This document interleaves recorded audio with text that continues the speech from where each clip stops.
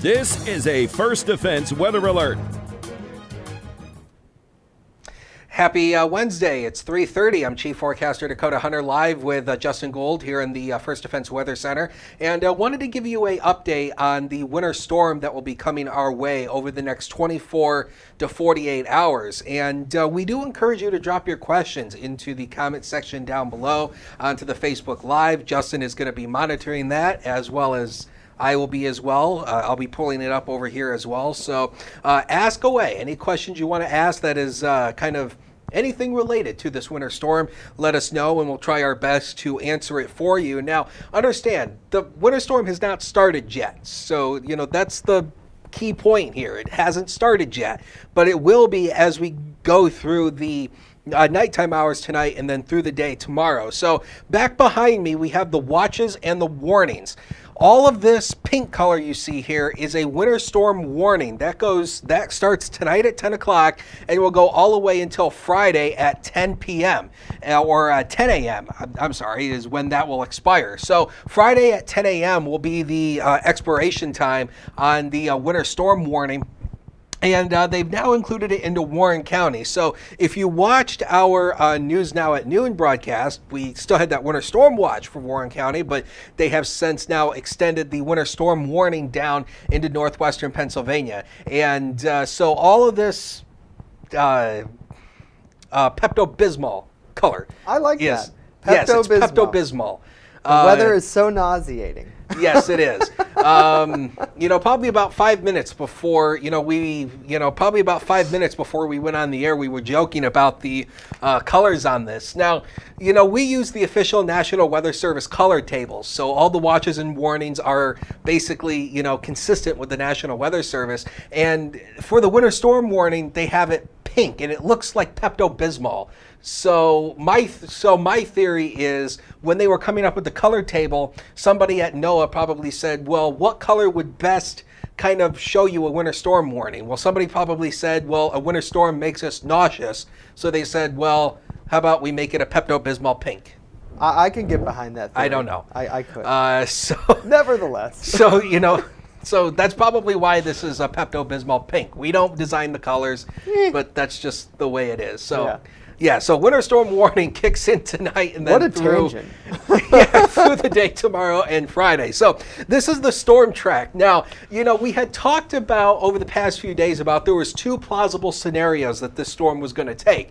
And this is the official storm track now. We are confident that this is the track that the storm is going to take. So this purple line you see right here is the projected storm path where the actual storm is going to go. Now, in between here, there's going to be a mixture of the warm air and the cold air, so you're ultimately going to get freezing rain. So this line right here is going to be freezing rain. Areas to the south of that line is going to be rain. Areas to the north, it's snow. That is the reason why this has been a very complicated forecast. And this has not been easy to forecast because with this storm so close to us, even 100-mile difference in the track could make a whole world of difference. It could throw everything out the window if the storm jogs 100 miles north or south. So the main impact really is going to be heavy snow through the day tomorrow. So just got a question from Harold. How much snow are we looking at? Well, perfect timing. Here it is. Now, this is going to be what we're looking at in terms of snowfall going through tonight, through the day on Thursday. This basically goes Wednesday night, Thursday night, and then early Friday. So basically what you're looking at here is going to be more than enough to have to plow or shovel. So the least amount of totals is going to be found across northwestern Pennsylvania. That is because you're getting closer to the storm track. Therefore, you're going to see potentially a little bit more mixing going on down there. So across northwestern Pennsylvania, totals could be around 8 to 10 inches. That's still nothing to sneeze at, though, 8 to 10 inches worth of snow. Once you work up into the southern tier, it looks like a potential 9 to 13 inches. That is a good bet across much of the southern tier, 9 to 13 inches. Then once you work up farther to the north, there is some disagreement about is there going to be maybe a little bit more higher totals up in this region. So if you're traveling to Buffalo tomorrow or Friday, you could see at least a foot of snow up in that region. But for our region down here across the southern tier, we are looking at a good 9 to 13 inches. And understand, this is not a localized deal. This is not like lake effect where the totals are going to vary from, a massive amount here to 20 miles down the road and you get 5 inches less of snow. This is a widespread aerial deal. So everybody's going to be getting a little bit of something here as we go throughout the next couple of days. And, this has just been a very complicated storm to forecast. And so this is what we're looking at going all the way through Friday. So understand, this has not started yet. I mean, you're probably looking outside right now thinking like, Hunter, what in the world are you talking about? I mean, it's not snowing. We don't even really have much rain coming in. Now, the radar does show a little bit of rain shower activity starting to come in now, but... now, that's one of my questions, Dakota, that I just have is, it's 43 degrees out right now, and it's definitely not, if it snowed right now, it would be rain. Any sort of precip right now would be rain. Are we going to see some icing as things switch over tonight, or you think temperatures will drop before the moisture gets here? Well, the good news here is because of the projected storm track, it looks like all of the icing issues is going to remain south of us. Now, don't get me wrong, there is going to be some light mixing going on early this evening before it switches over to all snow through the overnight hours. So we will see a little bit of rain-snow mix, but we should not have an icing issue simply because we likely won't have those freezing temperatures at that point to really contend with. But the one thing we could deal with is the fact that over the past couple of days, we've had snow melt. Temperatures have been above freezing. So as temperatures drop below freezing tonight, that's going to create refreeze. I see. So obviously, I mean, not only are we adding new snow onto the roadways, but any of that snow that is melted, well, snow turns to what when it melts? Water. And what does water do when it reaches below 32 degrees? It freezes. So you could have these patches of black ice on the roadways, especially overnight early tomorrow before the snow starts to really pile up. So just keep that in mind. So the travel could be a little bit slick, and that's only because of the refreeze from the melted snowpack could potentially lay down a little bit of a just a little bit of black ice. But for the most part, no major icing issues. And I'd imagine especially sidewalks too, right? So if you're out there shoveling early tomorrow morning, you might notice that there could be a layer of ice that you'd have to contend with too.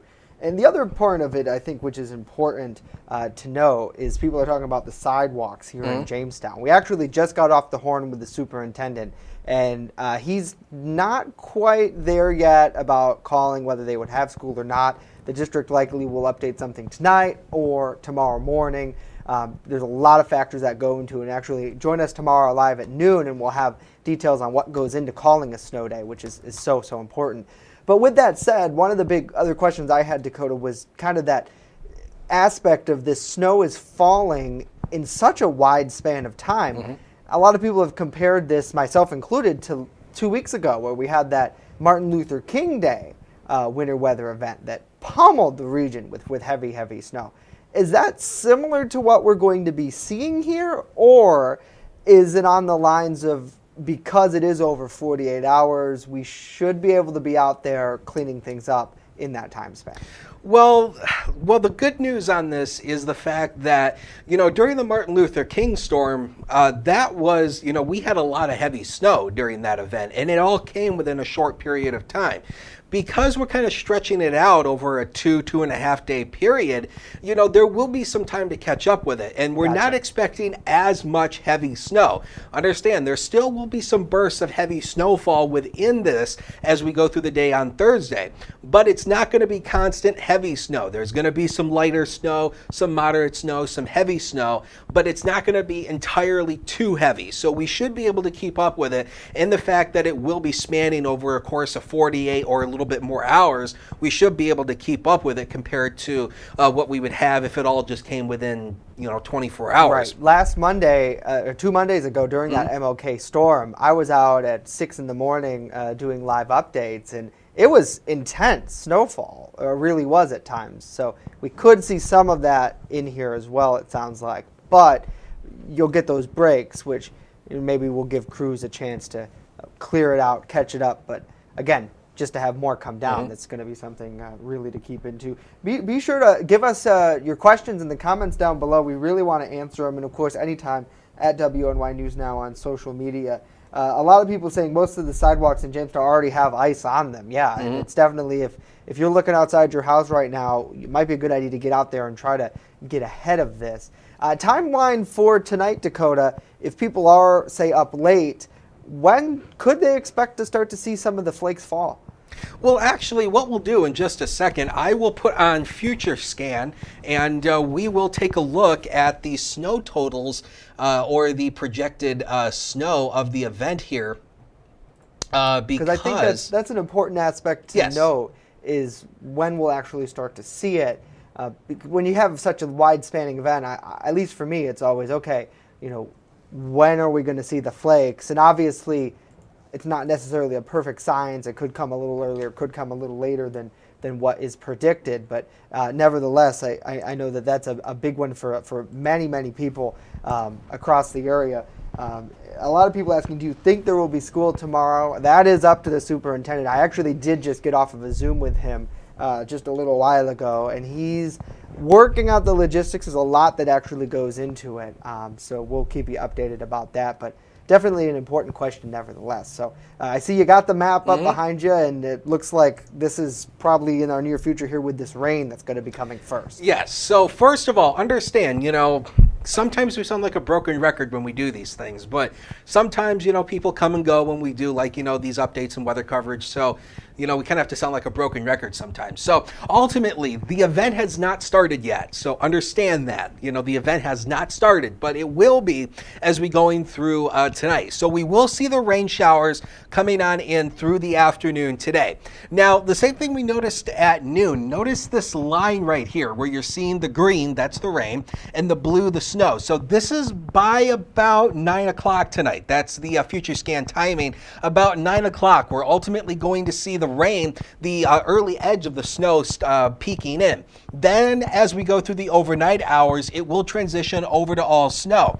And this is the reason why, because we're dealing with a very close storm system, colder air shoving in from the north. Colder air is denser than warm air. So obviously what happens to the warm air? It gets shoved out of here as the colder air comes slamming in from the north and northwest. So we will continue to see these basically just widespread snow showers throughout the day tomorrow.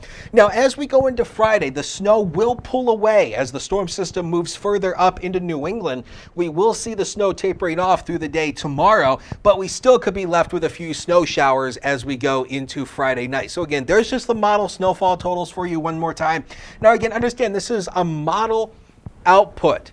So don't take these exact totals to the bank. So if you live in Mayville and you don't get exactly 12.7 inches, don't be sending us the hate mail going, well, you said we were going to get 12.7 inches in Mayville. No. Okay, it's a computer estimate for a reason, but we show these totals to give you a good idea of the range of totals. So again, if you live anywhere in the southern tier, Chautauqua, Cattaraugus counties, you will likely be looking at about 9 to 13 inches. That looks like a good bet.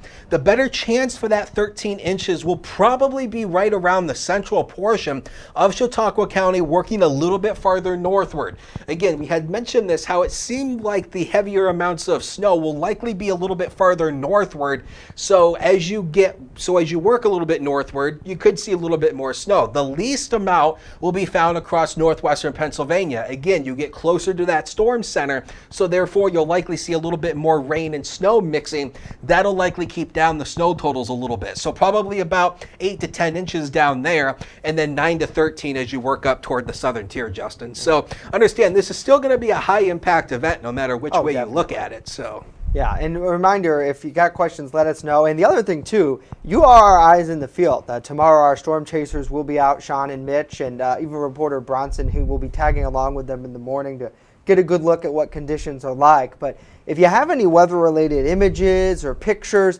please send them our way on Facebook, Twitter, Instagram, email. I suppose you could fax them to us too if you wanted to. If you still have a fax if you have machine. that, we have one of those. Yes, we do. But at WNY News Now on all forms of social media, comment them down below too. Speaking of obsolete technology, very quickly, since it's not like a serious kind of thing, we can kind of talk about this for a second. Justin, you probably don't remember the days of teletypes. No, but I've heard the stories of the teletype machines in the newsroom. Yes. As you get the AP wire coming in. So basically, for those of you who are about as old as me, old as dirt, you probably do remember the teletype machines. Basically, a teletype machine is basically just an automated typewriter. And it worked over a phone line connection. Yep. And you'd plug the phone line in, and it would basically send or receive messages. And these things were loud. They were clackety-clack, clack things. And I mean, that's how... oftentimes during severe weather, we talk about how we are in a real-time chat session, right.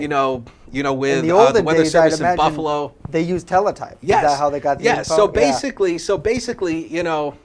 before we got the days of, instant messaging and the National Weather Service chat, how did the Weather Service communicate with broadcasters and other Weather Service offices? Teletypes. And these things were anything but quiet. You got a whole room full of those teletypes. It's deafening, especially when they're all going off at the same time. A lot of, a lot of the Weather Service offices actually put soundproofing into the walls of their teletype rooms because they were so loud. Sean says you could be old as him when reminiscing of teletypes. The point I wanted to bring up on that is, in the Weather Center, you have this ding. Yes. It goes off every 10 minets or so. Yes. Yeah. Yes, because we have a computer in the weather office that is basically does nothing but just run our chat sessions. And anytime there's a new message, we get a ding. And so Justin often complains that it's a studio and it's supposed to be quiet. Yeah, there's the Weather Service, the Weather Center shot right there. So that computer monitor right there next to the phone, that is running the National Weather Service chat, and anytime there's a new message, it dings. And Justin often complains, well, it's a studio, it's supposed to be quiet. Well, the weather office is in the studio, Justin. Be thankful we don't have a teletype machine, because if that was a teletype, you and I would have to yell in order to hear each other. We'd have to have another room for it, and probably an intern or something. Sean Howell says, bring us like 2 feet. What is your problem, Sean? No way. I don't want that. Good to see BB. He's probably a snowboarder. Are you a snowboarder, skier? Oh, the snowmobilers. Something like that? You guys, snowmobilers, have so much fun. During the break, during our noon show, I have a look at the cameras back here.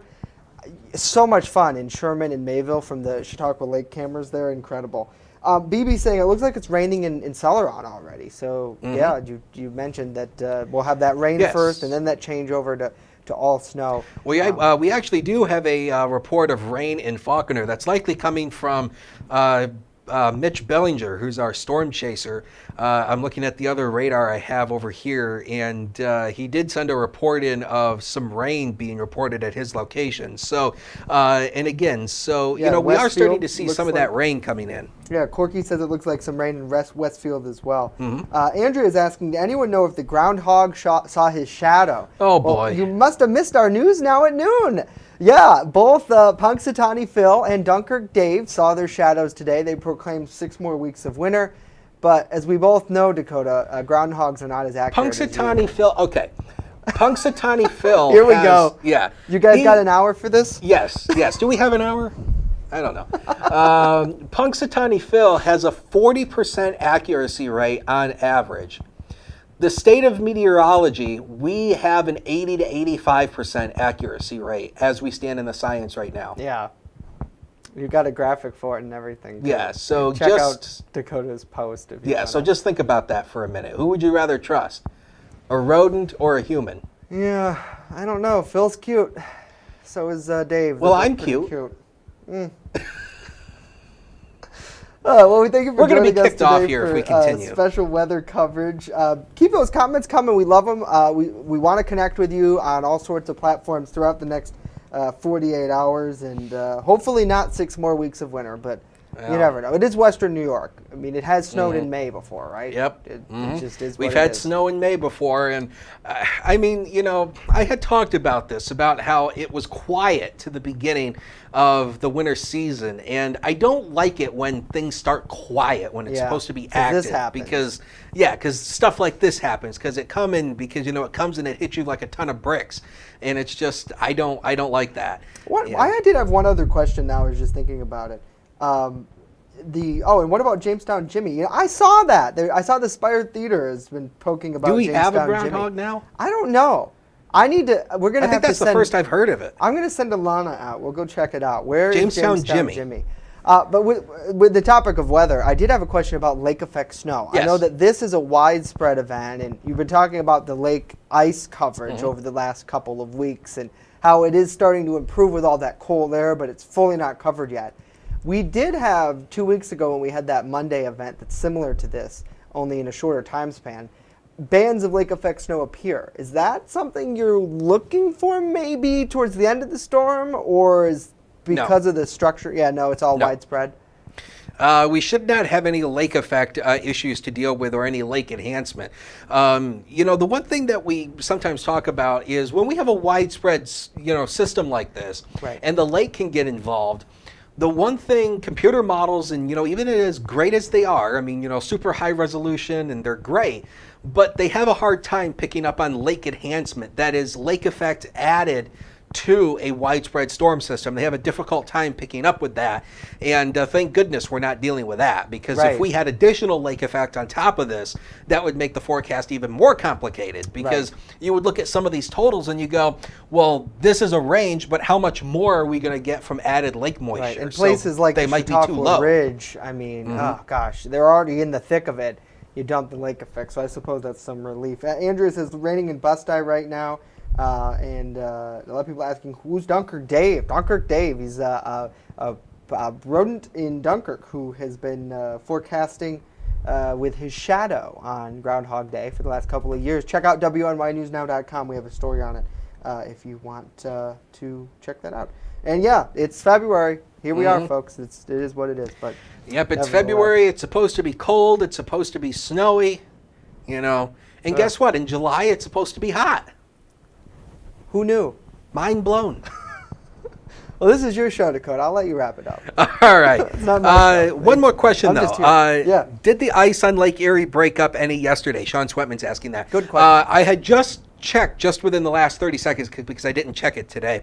The lake ice coverage was at 93% yesterday. It's down to 90. Ooh. So we did lose a little bit of the ice, but understand the lake ice concentration, on our end of the lake, there's, on the eastern end, it's more deeper than it is on the western end. So, it takes a little bit longer for the eastern end to freeze up than it does the western end. So there's still some open water on our end of the lake. So we still could be dealing with some lake effect issues until that freezes up. But, we're not going to deal with that right now. So I think with the warmer temperatures we had yesterday and today, it did maybe break apart some of the ice or even melt some of it, because a lot of the ice is not, it's newly frozen. So it's not like solid foot thick ice where it can, take some warming.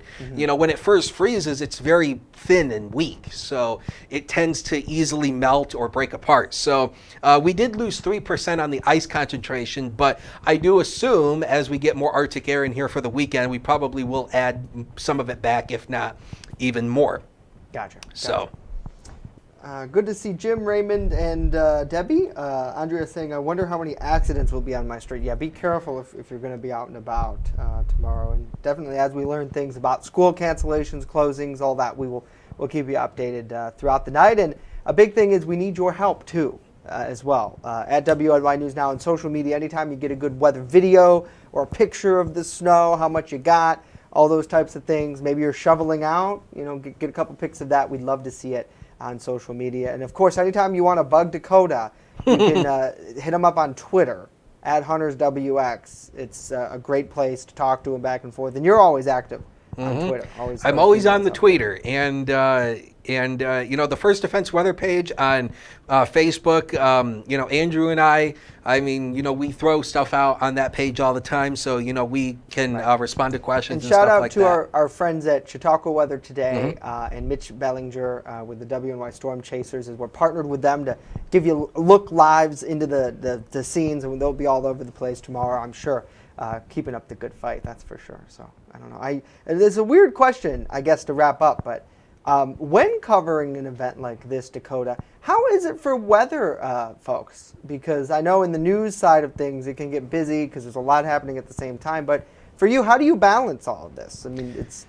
Well, there's a quote I heard, and it's a great quote.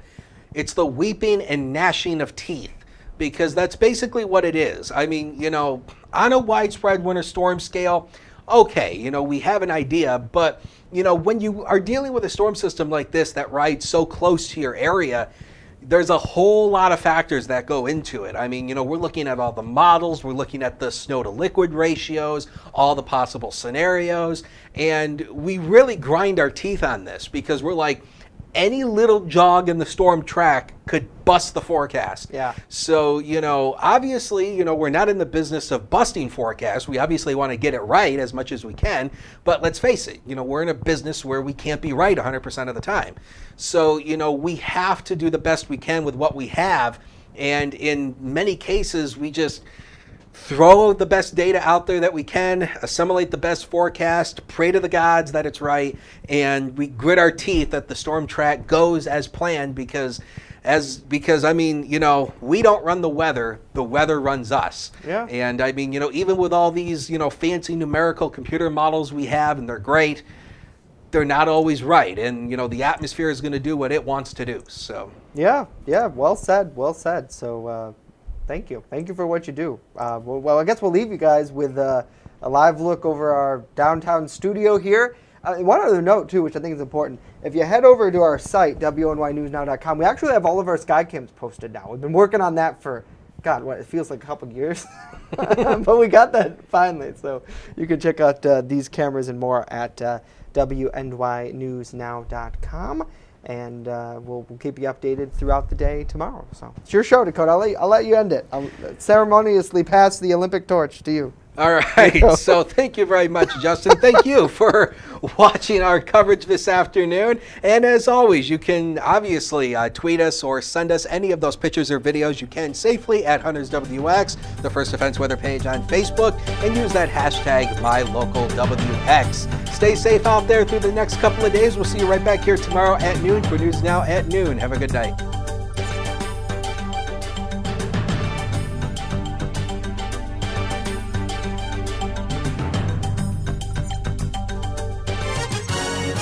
This is a First Defense weather alert.